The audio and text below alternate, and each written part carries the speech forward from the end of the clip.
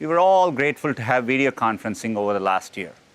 It helped us stay in touch with family and friends and kept businesses and schools going.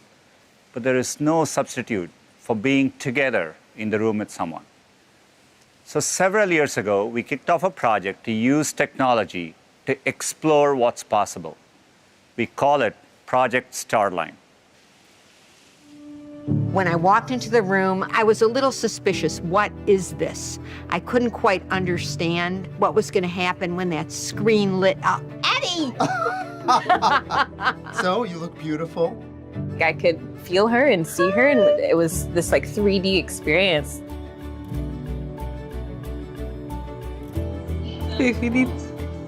I just saw my sister as if she was right in front of me.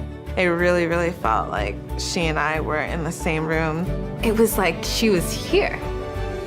Hi! So today, we are excited to bring the camera to Google Search, adding a new dimension to your search results. Oh, actually 3 dimensions to be precise. So let's take a look. Say you're a student studying human anatomy. Now, when you search for something like muscle flexion, you can view a 3D model built by Visible Body right from the search results. Not only that, pretty cool, not only that, you can also place it in your own space.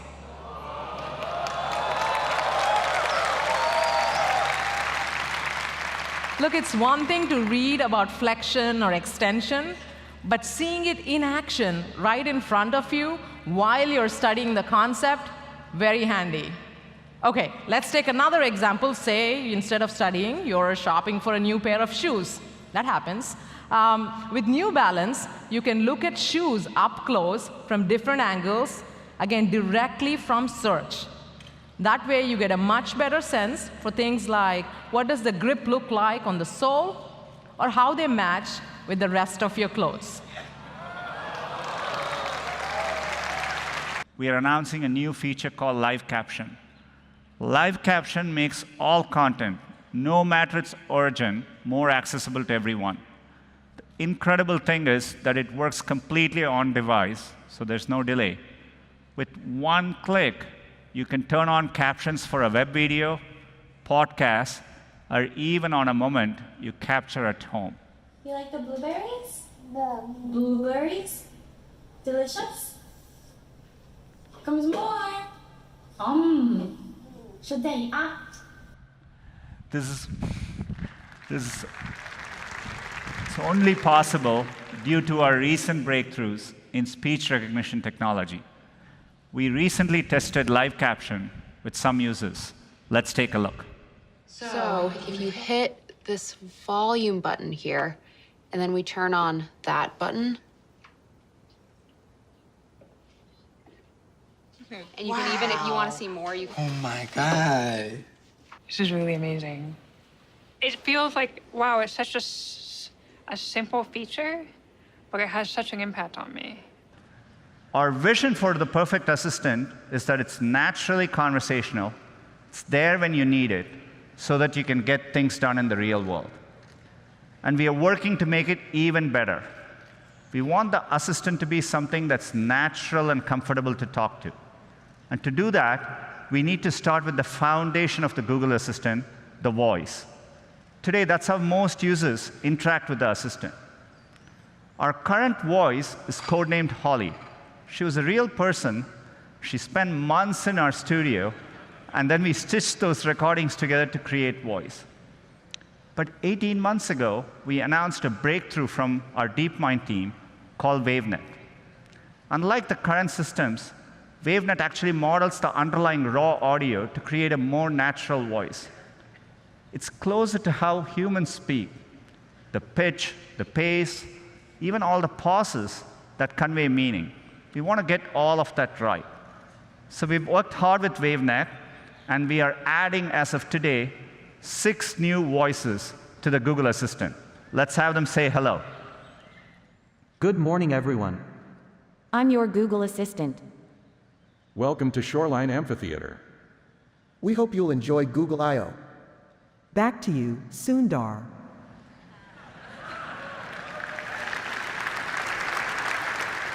we're happy to announce Android Auto.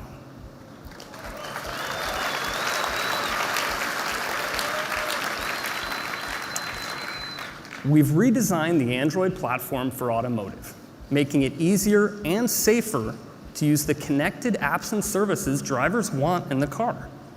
We looked at what people do with their phones in the car today, and these things stood out to us. Navigation, communication, music, and other forms of streaming media. Android Auto puts these front and center, so you don't have to go hunting through a grid of icons to find the apps that are most important to you when you're in the car. Android Auto is contextually aware to give you the right information right when you need it. And most importantly, Android Auto is completely voice-enabled, so that you can keep your hands on the wheel and your eyes on the road. So we're introducing today a new application, Hangouts. And we think we've built a product that is about conversations that last with people that you love. Let me show you the product. Now, as Matt goes to the demo here, the first thing you'll notice on Matt's Android phone is the new icon, a standalone app. And Matt will go ahead and click on Hangouts and open up the application. Now, you're looking here at a list of conversations, not contacts. Some of those conversations are one-on-one. Some of those conversations are group conversations. But the primary pivot, the focus, is on those conversations. Now, if Matt wants to get to his contacts, maybe he wants to add someone, it's one tap away. You can see Google will rank the important people that he normally talks to and make that easily available for either a message or a video call. But let's go back to the conversations. There's several attributes about these conversations that I want to talk about. The first is my favorite, and that is these conversations can be long-lasting. So as Matt goes back in time, why, you're able to see that conversation. Imagine that you have your family in a conversation for many months or a year. There's the holiday party, there's the vacation you took together, there's important moments like the birth of a child. All those things are stored with you, even as you change devices in those long-running conversations. Of course we give you the ability to turn off history.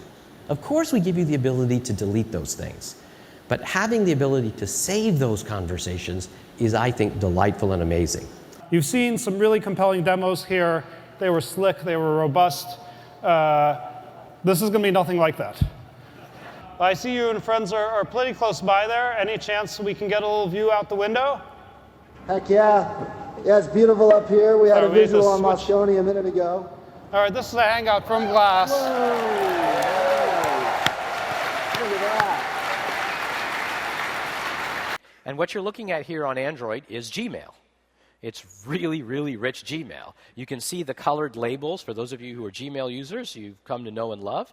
As Matt moves around, you see that floating toolbar that moves with him. That's all implemented in this particular app, and it's very, very fast. You click a message, it opens up. Here's the kicker. Look at the top of the screen. This is an Android device that's in offline mode. It has no connectivity. In fact, what you're looking at is a web app, utilizing the great new capabilities of the Android browser to have support for these HTML5 standards. This particular app, Gmail on Android or on the iPhone, is already shipping. In fact, it's Google's first big HTML5 app and really demonstrates the power of what's possible. And as these phones get faster, these web apps just get better and better and better, whether it be better JavaScript performance or the CPU of the phone gets better or the network connectivity gets faster. These really become more and more capable. And another example of Google moving towards HTML5. It is a complete stack. It's not just an OS or a framework or a couple of applications. It is literally a complete stack. It's everything you need to build a mobile phone. From the ground up. And it's something which, when we're done, we're going to give away to the industry very liberally, open source licensing that will be very simple for anybody. And we're going to make this available to the industry to allow innovation on top of the platform and to enable the industry at large to build and deploy devices with rich and powerful features and functionality. Among those features, as Vic mentioned, is WebKit. Right? WebKit at the core is the browser that we're shipping with Android. It will enable you to take advantage of all the great web connectivity and web APIs that you're learning about at this conference and that are available on an open web platform. What we have here is the basic home screen for Android. There's a couple things on it, of course, basic stuff like applications that you can launch. It's also got a status bar at the top. The status bar has all the things you would expect. It's got the time, battery life, signal strength, and so on. It also has some icons at the top, notifications that come from other applications. Of course, you see that in other phones as well, where you've got a mail or an SMS message or a calendar that the phone wants to make you aware of. Well, in most phones, you actually kind of have to guess and say, well, where did that come from? What app launched or put that notification in? Well, with Android, you just touch on the status bar and drag it down, and you have access to all the notifications. And this is available to you from any application in the system. You don't have to be on the home screen to pull on your status bar. Anywhere you're on the device, you click it, and then you can click on my calendar notification here. It'll tell me I have a test at 9 o'clock, and you can dismiss it that way. So you can easily get your missed calls, read email, et cetera, through the accessible status bar.